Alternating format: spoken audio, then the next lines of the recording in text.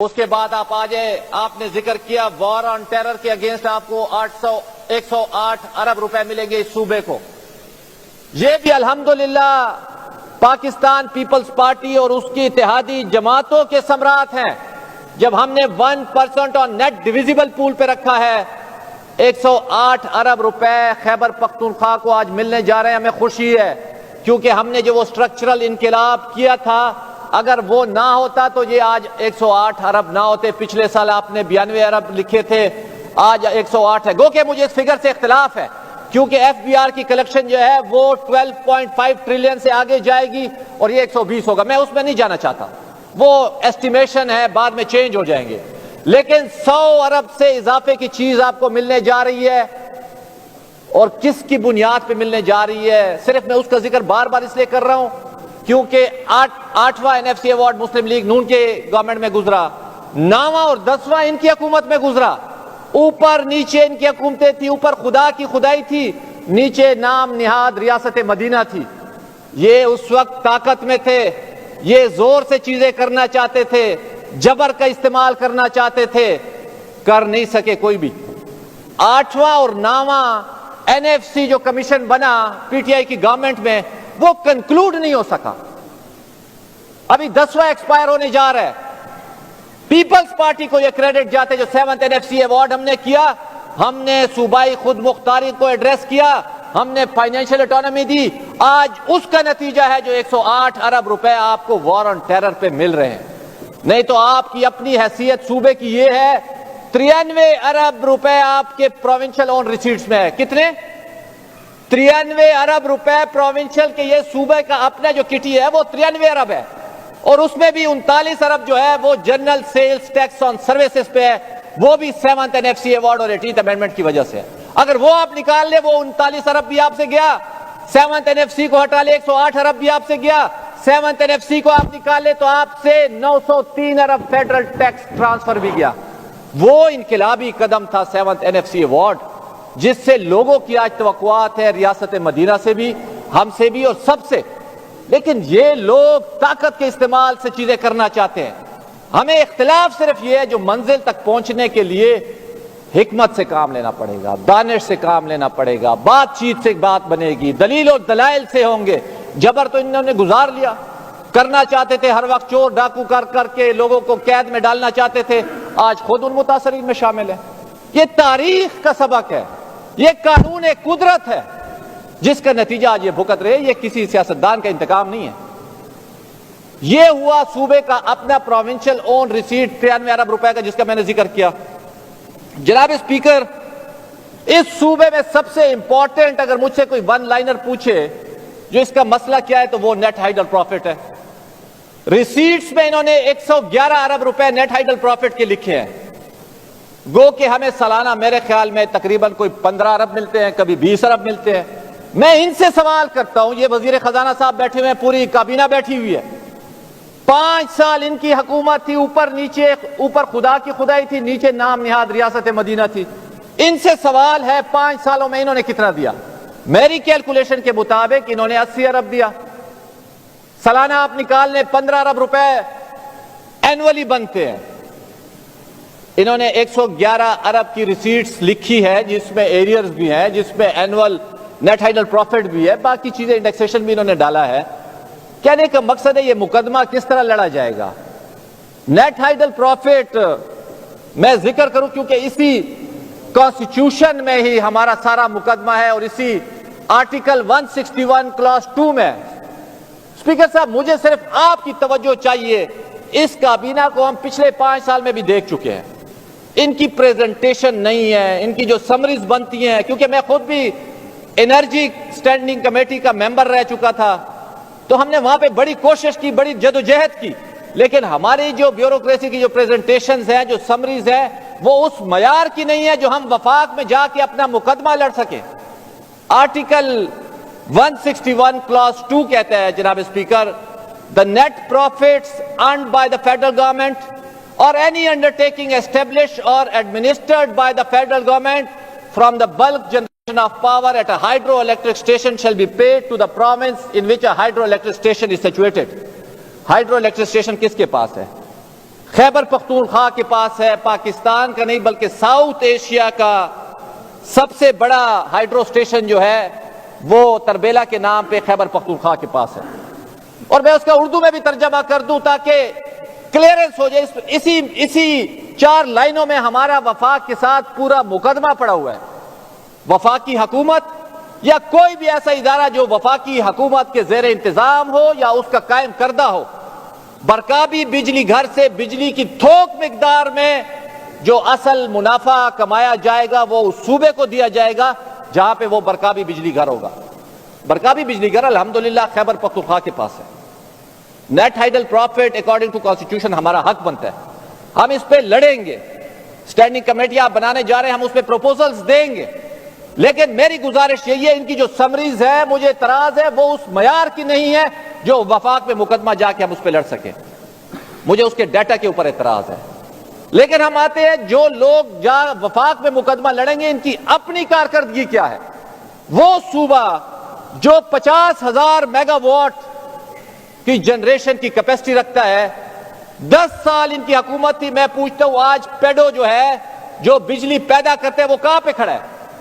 جناب اسپیکر آپ کے گوش گزار کرنا چاہتا ہوں، آج ہمارا صوبہ پیڈو کی بدولت 161 میگا واٹ بنانے کے قابل ہے، 161 میگا واٹ، جس کی اگر یونٹ میں آپ کیپیسٹی نکالے تو 1 ارب یونٹ سالانہ یہ صوبہ پیدا کرتا ہے ٹوٹل۔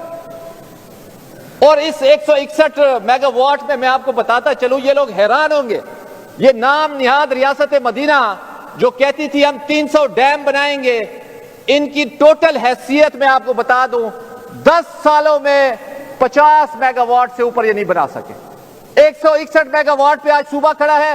مالاکنڈ 3 2008 میں بنا، پیہور 18 میگا واٹ 2010 میں بنا، درال خوڑ 36.6 میگا واٹ، تھوڑا کریڈٹ ان کو دے دیتے ہیں۔ اسے کے بعد رنولیا آیا 17 میگا واٹ، وہ بھی ان کے حصے میں ڈال دیتے ہیں۔ ٹوٹل 50 میگا واٹ ان کے حصے میں آتا ہے، باقی 100 میگا واٹ ان سے پہلے بن چکے ہیں۔ سب سے بڑا جو ہمارا پروجیکٹ ہے صوبے کا وہ مالاکنڈ 3 ہے، کم از کم 40-50 کروڑ یونٹ بناتا ہے بجلی کی۔ اگر یہ وفاق سے بجلی مانگنے جاتے ہیں تو ان کی اپنی کیپیسٹی کیا ہے؟ ان کے اندر پولیٹیکل ول نہیں ہے، ان کی صلاحیت نہیں ہے، ان میں قابلیت نہیں ہے، ان میں اہلیت نہیں ہے، ان میں حکمت نہیں ہے، اس لیے یہ بجلی پیدا نہیں کر سکتی۔ انرجی منسٹر کدھر ہے؟ اگر مجھ سے کوئی پوچھے اس صوبے کا سب سے بڑا مسئلہ کیا ہے تو 1 liner energy, energy and energy. دنیا میں لڑائیاں انرجی پہ ہیں، ہمارے پاس اللہ تعالیٰ کا دیا ہوا پوٹینشل ہے لیکن مسئلہ نالائق حکمران ہے۔ ٹوٹل 1 ارب یونٹ ہم بنا رہے ہیں، ہمارے پاس کیپیسٹی ہے، انرجی منسٹر ہی نے اتنی بڑی فوج ظفر موج ہے۔ جناب اسپیکر خدا رہے ایک ٹیم ڈیولپ کرے، میری یہ تجویز ہے ان کو، شاید ان کو اختلاف ہو، بیٹھ جائیں گے اسٹینڈنگ کمیٹی میں، پوٹینشل موجود ہے لیکن ان کی ول نہیں ہے، ان کی وش نہیں ہے جو ہم انرجی ڈیولپ کر سکے۔ یہ نیٹ ہائیڈل پروفٹ کا مقدمہ ہوا جناب اسپیکر، جو کہ مستقبل میں بھی ہم اس پہ بات کریں گے، اپنی کیپیسٹی بڑھانے پہ بھی بات کریں گے۔ اس کے ساتھ ساتھ پروونشل آن ریسیٹس پہ بھی بات ہوئی۔ اب آ جاتے ایک امپورٹنٹ چیز، جس طرح تاج صاحب نے کہا 416 ارب کا انہوں نے ڈیولپمنٹ ریسیٹس رکھا، اور اس میں بڑی ایک عجیب سی بات ہے، اس میں انہوں نے رکھا ہے فیڈرل گرانٹ سے این ایف سی کے انہوں نے 40 ارب روپے باقی صوبوں سے مانگے ہیں، 24 ارب انہوں نے پنجاب سے ریسیٹ شو کی ہے، 11 ارب انہوں نے شو کی ہے سندھ سے، 4.5 ارب کوئی بلوچستان جیسے غریب صوبے سے بھی شو کی ہوئی ہے۔ ہم ان سے پوچھتے ہیں جب آپ کی حکومت تھی تو اس میں سے کون سے صوبے نے آپ کو دیا؟ میری اپنی ذاتی مطالعے کے مطابق کہیں پہ بھی ڈاکومنٹس میں نہیں ہے، نہ کانسٹیٹیوشن میں ہے، نہ کسی مرجر کے ڈاکومنٹس میں ہے جو آپ کو صوبہ پیسے دے گا۔ یہ فیڈرل کا مینڈیٹ ہے، آپ صوبوں سے کس طرح مانگ رہے ہیں یہ پیسے؟ یہ صوبے کبھی بھی آپ کو پیسے نہیں دیں گے جب کانسٹیٹیوشنلی کہیں پہ نہیں لکھا، سرتاج عزیز رپورٹ میں نہیں لکھا، 25 جو امینڈمنٹ ہوئی تھی اس کے آبجیکٹ اینڈ ریزن میں نہیں لکھا، تو آپ کس بنیاد پہ پیسے مانگ رہے ہیں اس پہ مجھے آپ جواب دیں۔ کبھی بھی آپ کو صوبہ یہ 40 ارب روپے نہیں دیں گے۔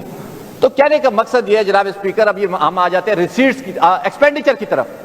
یہ وہ بدقسمت صوبہ ہے جہاں پہ 630 ارب روپے تنخواہوں میں اور 166 ارب روپے پینشنز میں جا رہے ہیں جناب اسپیکر. 800 ارب ہمارا جو ہے ٹوٹل ایکسپینڈیچر، 1654 ارب آپ کا ٹوٹل ایکسپینڈیچر ہے اور 800 آپ کا ایڈمنسٹریٹو ایکسپینڈیچر ہے، تنخواہوں میں اور پینشن میں جا رہے ہیں. صرف آپ یہ مطالعہ کر لیں 10 سال پہلے آپ کی پینشن کتنی تھی اور آج کتنی ہے جب سے نام نہاد ریاست مدینہ بنی ہے. جناب اسپیکر یہ جس ریشو کے ساتھ جا رہی ہے، ہمارے پاس فسکل سپیس نہیں ہوگا. فسکل سپیس نہیں ہوگا تو اس کا نقصان کیا ہوگا؟ ایڈمنسٹریٹو خرچے آپ کم نہیں کر سکتے، آپ کا ڈیولپمنٹ ایکسپینڈیچر کم ہوگا اور بند ہوگا. یہ یاد رکھیں، جتنی بھی ایسٹیمیشن ہے آپ کر لیں، بعد میں چینجز ہوں گی. میں اس کو بس وائنڈ اپ کر رہا ہوں. پھر میں آتا ہوں، چشمہ لفٹ پہ بات ہوئی، گندم کی خریداری پہ بات ہوئی. جناب اسپیکر افسوس آتا ہے جب ایک نام نہاد ریاست مدینہ یہ اتنی بڑی یہ چینج لانا چاہتے ہیں. ایک گندم تو یہ خرید نہیں سکتے پراپرلی کیونکہ کوئی میکانزم نہیں ہے. ہم ان کو کرٹیسائز نہیں کرنا چاہتے. یہ 4 لاکھ میٹرک ٹن جو ہے گندم خریدنے جا رہے ہیں. میں ڈی خان کو آپ کی مثال دیتا ہوں، 30,000 میٹرک ٹن انہوں نے خریدنی ہے، 3 لاکھ بوری ٹوٹل. اگر ہم نے ڈیٹا بنانا ہے تو 1500 لوگوں کا بنانا ہے. ایک مہینے سے وہاں پہ تماشا لگا ہوا ہے، ٹرک کھڑے ہوئے ہیں، زمیندار روز فائرنگ کر رہے ہیں. صرف 1500 لوگوں کا ڈیٹا بنانا ہے. D F C, agriculture staff, deputy commissioner, سارا، کیونکہ میکانزم نہیں ہے، سٹرکچرل میکانزم نہیں ہے. شاہی آرڈر چل رہے ہیں. شاہی آرڈروں پہ حکومت نہیں چلتی. خدا را کوئی سٹرکچر بنائے. ہم آپ کو تنقید نہیں کرنا چاہتے، لیکن آپ کیوں لوگوں کو موقع دے رہے ہیں؟ وہاں پہ لوگ گالیاں دے رہے ہیں حکومت کو بھی اور اسمبلیوں کو بھی، جو بھئی یار یہ گندم تو خرید نہیں سکتے اور باتیں بڑی بڑی کرتے ہیں. جناب اسپیکر چشمہ لفٹ پہ میں بات کرنا چاہتا ہوں. ہمارا پانی کا ان یوٹیلائز شیئر 32 سالوں سے جا رہا ہے. 8.78 ملین ایکڑ فیٹ ہمارا شیئر ہے. 5.78 ہم استعمال کرتے ہیں. بہت اہم ضرورت ہے، اچھا اقدام ہے گورنمنٹ کا، لیکن پیسے انہوں نے ایلوکیشن میں 2 ارب رکھے ہیں، تقریر میں 10 ارب. اس کا ذکر یہ لازمی کریں جو یہ کتنے رکھنا چاہتے ہیں، کیا ان کا فیوچر میں پلان ہے، کیونکہ یہ پروجیکٹس ہمیشہ ریفلیکٹ تو ہوتے ہیں تقریروں کی حد تک، لیکن امپلیمنٹیشن نہیں ہوتی. وفاق کے ساتھ یہ کس طرح ٹیک اپ کریں، کیونکہ یہ 200 ارب کا منصوبہ ہے. جناب اسپیکر اس پہ لازمی فائنانس منسٹر صاحب بات کریں گے. جناب اسپیکر میں یہ کہتا ہوں NFC ایوارڈ آنے والے دنوں میں آنے والا ہے. ان کی کیا تیاری ہے NFC کے حوالے سے؟